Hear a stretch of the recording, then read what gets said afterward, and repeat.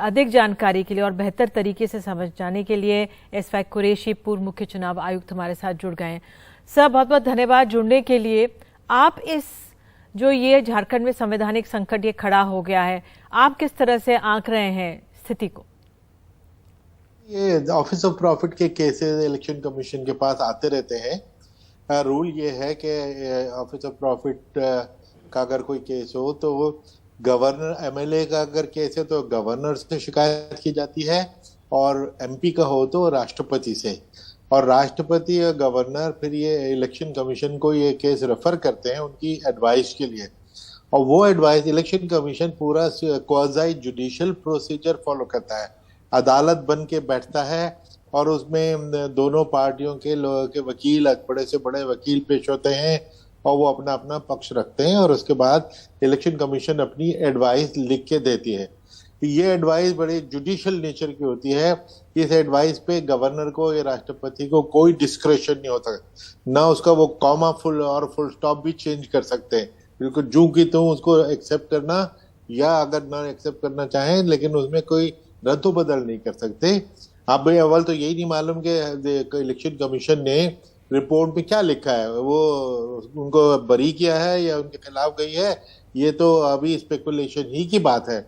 लेकिन अगर उनको बर्खास्तगी की ऑफिस ऑफ प्रॉफिट होना साबित हुआ है तो फिर अनलेस वो सुप्रीम कोर्ट में जाके स्टे ले लेते हैं गवर्नर के फैसले, गवर्नर उस पर ऑर्डर जारी करेंगे इलेक्शन कमीशन की एडवाइस के बेसिस पे, या तो गवर्नर के फैसले को कोई कोर्ट स्टे करेगी, वरना जैसे कि आपके रिपोर्टर कह रहे थे कि उनको दूसरा इलेक्शन लड़के ही आना पड़ेगा, और इस बीच में इस्तीफा फौरन देके, हालांकि मैं समझता हूँ कि इस्तीफा देके एक हफ्ते बाद वो खुद भी आके दोबारा कि जी वो फायदा उठा ले कि जो कोई नॉन एमएलए भी बन सकता है मुख्यमंत्री, एक्सेप्ट उसको 6 महीने के अंदर अंदर जीत के आना होता है।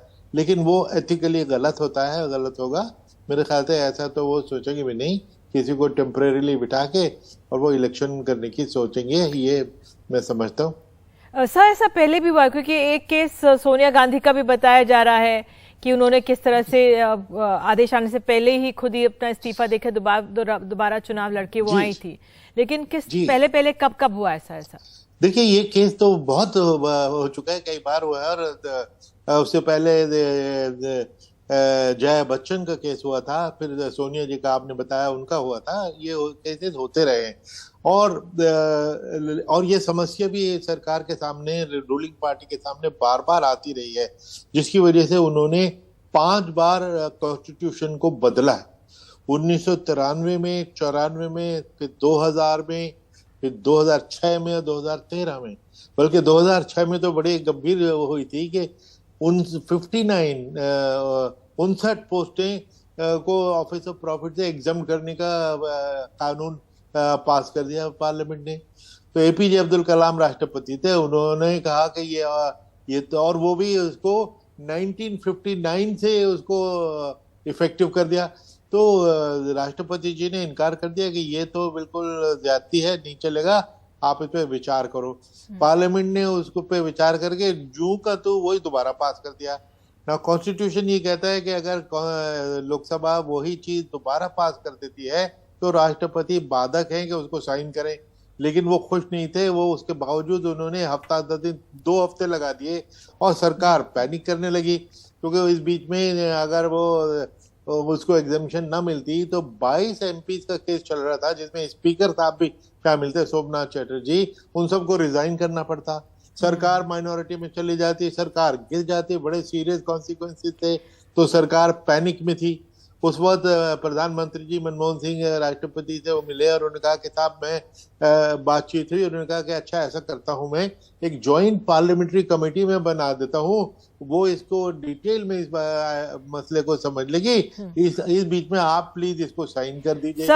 तो एक आखिर सवाल जिसका संक्षेप में आंसर मेरे पास समय नहीं है, कि अब हेमंत सोरेन कह रहे हैं कि भाई संवैधानिक अधिकारों, एजेंसियों का दुरुपयोग हो रहा है, लेकिन दूसरी तरफ बीजेपी का ये कहना है कि भाई आपको डिस्क्लोज करना चाहिए था कि आपके पास माइंस है, आपने नहीं बताया।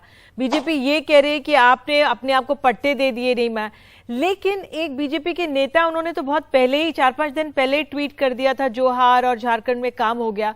तो ये जो पॉलिटिक्स बीच में राजनीति जिस तरह से आई है, क्या चुनाव आयोग का उस पर भी कुछ असर पड़ेगा या किस तरह से आप वो देख रहे हैं? नहीं, मैं नहीं समझता कि चुनाव आयोग इससे प्रभावित होगा, क्योंकि उसको उनकी तो जुडिशियल प्रोसीडिंग्स होती हैं। जो बीजेपी ने या किसी ने कहना है, उन्होंने अदालत में जाके, यानी इलेक्शन कमीशन की अदालत में जाके बड़े बड़े वकीलों द्वारा अपना केस पेश किया हुआ है, और शिबू सोरेन के लॉयर ने उनको डिफेंड किया है। और ऑफिस ऑफ प्रॉफिट में कोई दफ्तर और पद ही नहीं होता, लेकिन अगर कोई सरकारी कॉन्ट्रैक्ट किसी ने ले रखा है, वो भी ऑफिस ऑफ प्रॉफिट में की डेफिनेशन में आता है। और इन पे इल्जाम यही था कि इन्होंने कोई कॉन्ट्रैक्ट कोई ले लिया, ये क्या हुआ। तो इसलिए मुझे नहीं लगता कि इलेक्शन कमीशन के क्या कोई पॉलिटिक्स का स्कोप है, और ये इल्जाम थोड़ा रेकलेस लगता है। बिल्कुल, आप जुड़े हमारे साथ, सब बहुत बहुत धन्यवाद।